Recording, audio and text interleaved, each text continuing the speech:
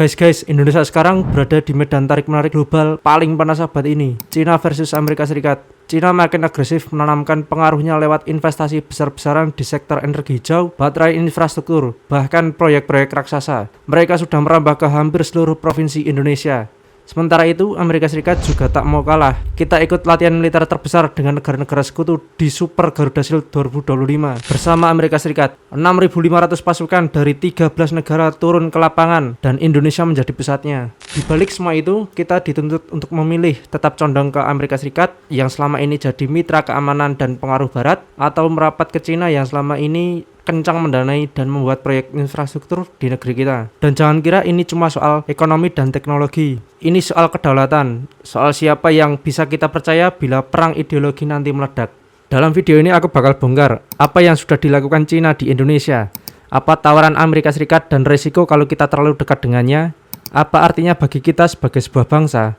Apakah Indonesia akan menjadi pion atau pemain utama? Siapkan diri kalian karena topiknya bakal panas. Mulai dari menit ini, kita masuk ke jantung persaingan kekuatan besar yang menantang masa depan negara kita. Sekarang kita bahas hubungan Indonesia dengan Cina. Mari kita jujur, hubungan ini sekarang seperti jantung dari perekonomian kita. Tahun 2024, nilai perdagangan Indonesia dengan Cina tembus lebih dari 120 miliar dolar Amerika Serikat. Angka yang bikin Cina jadi mitra dagang nomor 1 kita, mengalahkan Jepang, Korea Selatan, bahkan Amerika Serikat. Ekspor kita ke Cina, batu bara, nikel, CPO, dan hasil-hasil tambang lainnya, semuanya laris. Dan impor kita, banjir barang murah dari elektronik, baja, sampai jarum pentul bahkan. Suka atau tidak, banyak industri kita tergantung pada suplai dari Cina. Sekarang lihat investasinya, kereta cepat Wus Jakarta-Bandung, itu simbolnya. Konsorsium BUMN kita bekerja sama langsung dengan China Railway dan proyeknya sudah jalan cepet-cepetan, bahkan sampai bikin utang negara kita bertambah hingga 9 triliun rupiah. Dan itu baru satu contoh. Ada puluhan proyek smelter nikel di Sulawesi dan Maluku dikuasai perusahaan-perusahaan Cina. Ada kawasan industri Morawali yang banyak pekerjanya adalah TKA dari Cina. Ada proyek baterai kendaraan listrik di Karawang yang didukung raksasa CATL dari Cina. Jadi jangan heran kalau kebijakan ekonomi kita kadang terasa ramah banget bagi investor Cina, karena mereka bawa miliaran dolar yang sangat penting bagi pertumbuhan ekonomi negara kita. Tapi jangan lupa, ini juga bukan soal duit saja. Ada dimensi politik dan keamanan yang bikin hubungan ini kompleks. Cina makin agresif di Laut Cina Selatan. Mereka pakai klaim sepihak 9 Dash Land, bahkan masuk ke wilayah Natuna yang jelas-jelas masuk ZEE Indonesia. TNI AL dan Bakamla bahkan sampai harus beberapa kali mengusir kapal-kapal mereka.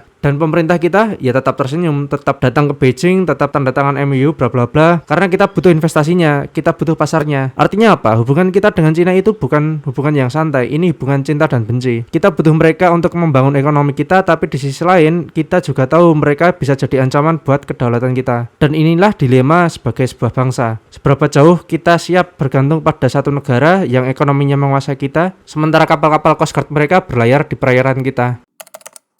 Sekarang kita bahas hubungan Indonesia dan Amerika Serikat, negara yang selama puluhan tahun disebut sebagai sekutu strategis. Dari sisi militer, hubungan kita dengan Amerika Serikat bisa dibilang paling penting dibanding negara lain saat ini. Kita rutin ikut latihan gabungan Garuda Shield dan tahun ini kita bahkan jadi tuan rumah latihan militer multinasional terbesar di Asia Tenggara tersebut, Super Garuda Shield 2025. Ada lebih dari 6.500 prajurit dari 13 negara termasuk Jepang, Australia, Filipina, dan Amerika Serikat membawa kapal perangnya, pesawat tempurnya, bahkan sistem pertahanan canggihnya. Pesan dari latihan ini jelas, Indonesia berdiri bersama-sama dengan negara demokrasi, siap kalau ada ancaman di kawasan. Lalu soal perdagangan, Amerika Serikat memang bukan mitra dagang terbesar kita, tapi mereka tetap penting. Amerika Serikat adalah pasar ekspor strategis untuk tekstil, sepatu, furnitur, dan hasil tambang kita. Dan yang lebih penting, Amerika Serikat masih jadi pintu masuk produk kita ke pasar global. Dari sisi investasi memang kalah besar dari Cina, tapi Amerika Serikat bawa hal yang berbeda, teknologi dan standar kualitas. Perusahaan raksasa seperti Apple, Tesla, ExxonMobil, Chevron, bahkan perusahaan farmasi Amerika Serikat, semuanya pernah atau sedang menjajaki investasi di Indonesia. Lalu ada faktor diplomasi dan politik. Amerika Serikat selalu menekan isu demokrasi, HAM, kebebasan berpendapat, dan lain-lain. Kadang bikin kita risih karena terasa ikut campur urusan rumah tangga kita. Tapi di sisi lain, tekanan itu juga bikin pemerintah kita lebih hati-hati agar tidak melanggar hak-hak dasar masyarakat Indonesia. Jadi hubungan kita dengan Amerika Serikat itu ibarat guru yang cerewet, tapi kadang bikin kita maju. Kita dapat latihan militer, akses senjata canggih, akses pasar, dan dukungan internasional. Tapi ada resikonya tentu. Dekat dengan Amerika Serikat berarti kita bisa dianggap anti Cina oleh Beijing, dan itu bisa bikin hubungan dagang dan investasi kita dengan Cina jadi tegang. Jadi sama seperti hubungan dengan dengan Cina, hubungan dengan AS pun rumit. Mereka bisa jadi teman baik, tapi kalau kebijakan kita dianggap tidak sejalan, mereka bisa tekan kita lewat diplomasi atau bahkan sanksi ekonomi dan militer tentunya ya.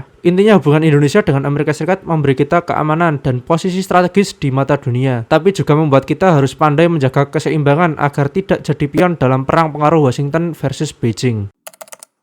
Jadi sekarang kita sudah lihat kan, dua raksasa ini, Cina dan Amerika, sama-sama punya kepentingan di Indonesia. Mereka sama-sama mau kita berada di pihak mereka. Nah, sekarang pertanyaannya, kalau kita benar-benar memilih untuk condong ke salah satu pihak, apa untung ruginya? Yuk kita mulai dari Cina terlebih dahulu. Condong ke Cina itu seperti dapat turbo boost buat ekonomi kita. Investasi masuk deras, proyek infrastruktur bisa tancap gas tanpa banyak debat. Kita sudah lihat buktinya, kereta cepat, proyek nikel, kawasan industri baru, dan lain-lainnya bisa dibangun. Mereka juga pasar ekspor terbesar kita, CPO, batu bara, karet, semuanya laku di sana. Dan yang tak kalah penting, mereka punya teknologi manufaktur yang bisa bikin kita lompat cepat masuk ke rantai pasok global. Kalau kita main cerdas, kita bisa pakai momentum ini untuk jadi pusat industri di Asia Tenggara. Bayangin kalau semua barang buatan dunia itu ada label made in Indonesia, karena kita jadi hub produksinya. Tapi disinilah kita harus berhati-hati. Semua keuntungan itu ada harga yang harus dibayar. Tidak ada makan siang gratis di bawah langit ini men. Lihat Sri Lanka, mereka bangun pelabuhan pakai duit pinjaman dari Cina, terus gagal bayar, dan pelabuhan itu akhirnya disewakan 99 tahun ke Cina. Itu artinya apa? Itu artinya hampir 1 abad men. Bayangin kalau pelabuhan kita yang strategis, Jakarta misal, atau Surabaya, atau Makassar, jatuh ke tangan asing, apakah kita siap? Lihat Pakistan juga, mereka ikut Belt and Road Initiative, dapat proyek besar-besaran,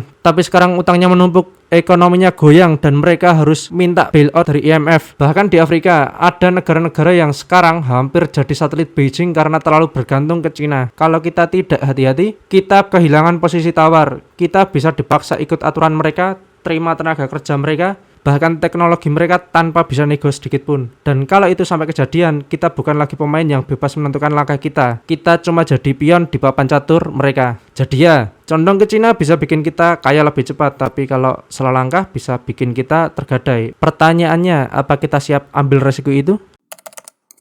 Oke, kita sudah bahas Cina. Sekarang bagaimana kalau kita condong ke Amerika Serikat? Apakah otomatis semuanya jadi lebih indah? Apakah kita jadi lebih aman? Yuk kita kupas. Condong ke Amerika itu artinya kita dapat akses ke kekuatan militer paling besar di dunia. Latihan bersama, teknologi persenjataan canggih, dan perlindungan aliansi bisa bikin musuh mikir 1000 kali sebelum macam-macam ke kita. Selain itu, Amerika adalah pasar besar juga. Ekspor kita seperti tekstil, furnitur, dan produk-produk jadi lainnya banyak yang diserap ke sana. Dan jangan lupa, investasi Amerika biasanya datang dengan standar tata kelola yang sangat ketat. Ini bisa mendorong kita untuk lebih transparan, lebih efisien, dan itu bagus untuk jangka panjang. Plus, punya hubungan dekat dengan Amerika Serikat bisa bikin kita lebih dihargai di kancah internasional, terutama di mata negara-negara barat. Tapi, dan ini besar banget, condong ke Amerika Serikat itu bukan berarti tanpa harga. Pertama, sejarah kita sudah mencatat, Amerika itu bukan malaikat. Ingat tahun 1965, CIA ikut campur tangan, ikut obok-obok politik dalam negeri kita. Ingat invasi mereka ke Irak, Afghanistan, Libya, dan daftar masih berlanjut, semuanya kacau. Kalau kita terlalu dekat dengan Amerika, kita bisa jadi pion mereka. Kita bisa dipaksa ikut sanksi ekonomi mereka, dipaksa blokade ini itu, dipaksa ikut agenda geopolitik yang belum tentu menguntungkan kita. Dan ini yang paling bikin emosi.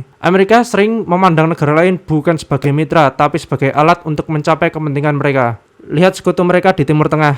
Banyak yang akhirnya dibiarkan sendiri waktu perang meletus. Apa kita siap kalau suatu hari kita cuma dianggap angka di laporan Departemen Luar Negeri Amerika Serikat? Jadi ya, condong ke Amerika bisa bikin kita lebih aman di atas kertas, tapi kita juga berisiko kehilangan kedaulatan politik. Pertanyaannya, apa kita mau tukar kemerdekaan kita dengan rasa aman yang cuma sementara?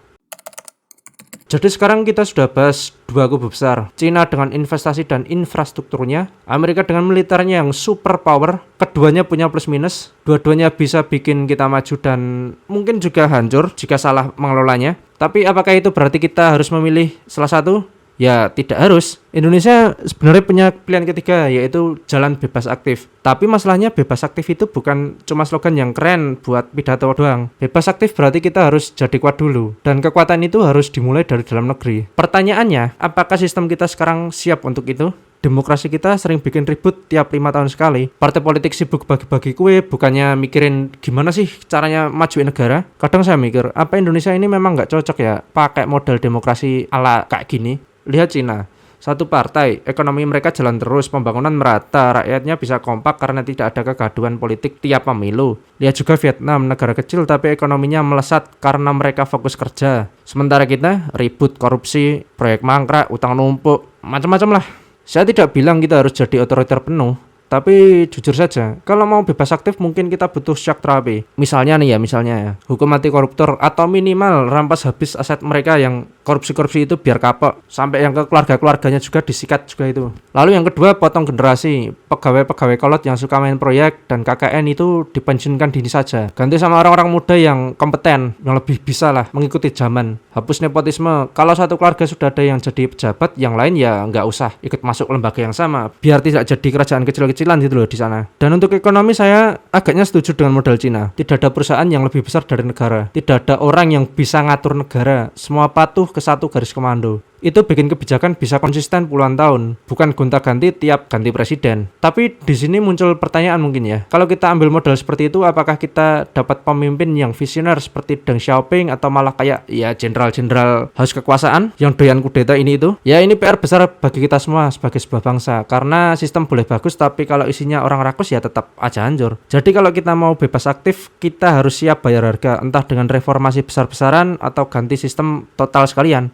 Ya jangan bermimpi tinggi-tinggi lah kalau rumah sendiri masih bocor. Jangan teriak, kita tidak mau ikut blok manapun kalau ekonomi masih disetir asing. Kalau laut kita masih kosong tanpa kapal perang atau kalau politik kita masih banyak drama tiap 5 tahun. Jadi guys, setelah kita bedah semua, Cina dengan duit dan infrastrukturnya, Amerika Serikat dengan militer dan diplomasi globalnya, kita sudah lihat untung ruginya masing-masing. Sekarang pilihan ada di kita, apakah kita mau ambil jalan yang mudah, condong ke salah satu dan biarkan mereka mengatur kita, atau kita berani ambil jalan yang lebih susah, tetap netral, tetap berdiri di kaki sendiri, meskipun kadang berarti kita harus bikin dua raksasa itu marah. Karena ingat, kita bangsa yang merdeka, kita sudah bayar mahal untuk kemerdekaan itu. Jangan sampai kita jual murah cuma demi investasi atau rasa aman sementara. Dan disinilah saya mau lempar bola ke kalian. Menurut kalian, Indonesia harus condong kemana? Cina, Amerika, atau tetap netral tapi main cerdas dan ambil untung dari keduanya? Tulis pendapat kalian di komentar, saya ingin baca semuanya. Karena ini bukan cuma soal geopolitik di TV, ini soal masa depan kita, masa depan saya, masa depan kalian, masa depan Indonesia. Jadi, apa kita mau jadi pion di papan catur mereka? Atau kita mau jadi pemain yang mengatur jalannya permainan? Pilihan ada di kita dan kita harus pilih sekarang.